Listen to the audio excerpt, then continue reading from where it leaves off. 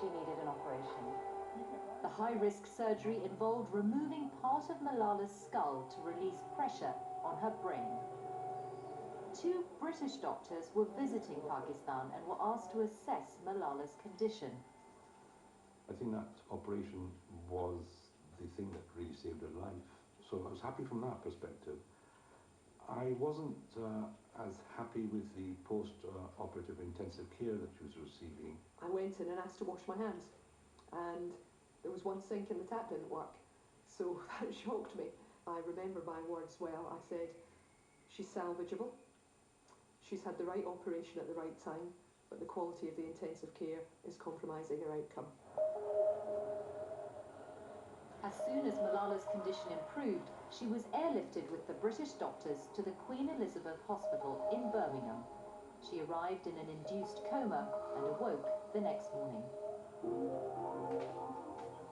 I could not realize which country it is, but I could see that the people were speaking in English, and I said, like, this is not Pakistan at least. And what did you think had happened to you? I just thought someone shot me. It's simple. Javed Kayani was by her bedside. When she woke up, she had this very frightened look in her eyes, and her eyes were darting back and forth, and we knew that she couldn't speak because she had a tube down her throat. And then she indicated that she wanted to write. So this is the notebook that you used to communicate with? Yes. Here I have written why I have no father, because I used to ask these questions from every nurse and every doctor, and all the time they would answer me like, don't worry. She was worried that her father was dead, and I kept saying, your dad's fine, he'll be here soon. Then I have written, my father have no money. I was also worried about the money that who will pay for me. She's an incredibly brave girl. She never exhibited any signs of being upset. She never cried. She's an incredibly tolerant, stoical individual, incredibly brave.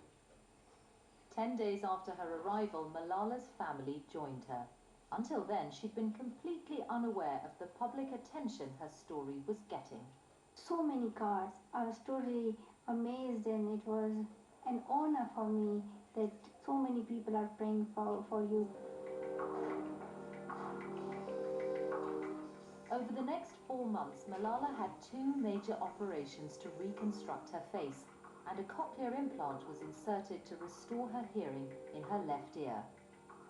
A month later, it was switched on.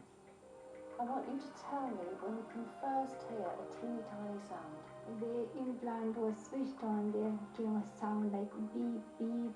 I'm going to say the days of the week. Monday, Tuesday, Wednesday, Thursday, Friday, Saturday, Sunday. Is it very weird?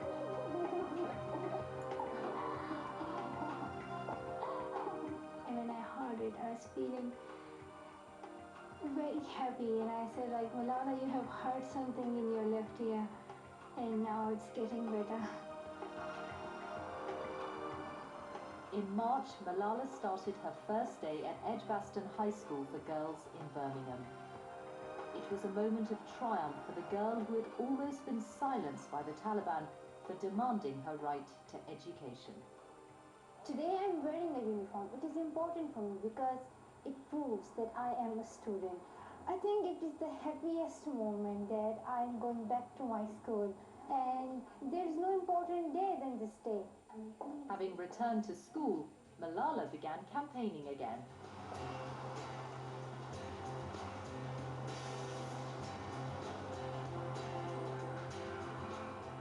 In July, she spent her 16th birthday at the UN, alongside the Secretary-General and 400 young student delegates. Happy 16th birthday, Malala.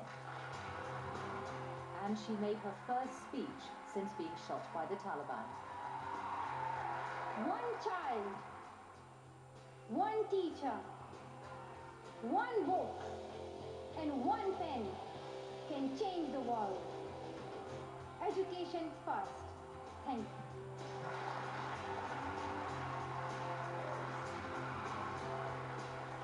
Since then, she's been all over the world accepting awards, and in 4 days' time, she'll find out whether she'll become the youngest ever recipient of the Nobel Peace Prize. If I win a Nobel Peace Prize, it would be a great opportunity for me. But the other thing is that if I don't get it, it's not important, because my goal is not to get Nobel Peace Prize. My goal is to get peace. And my goal is to see education of every child. But since Malala's UN speech, there's been criticism in her own country of her close relationship with the West. Are you becoming more Western, do you think, living in Britain?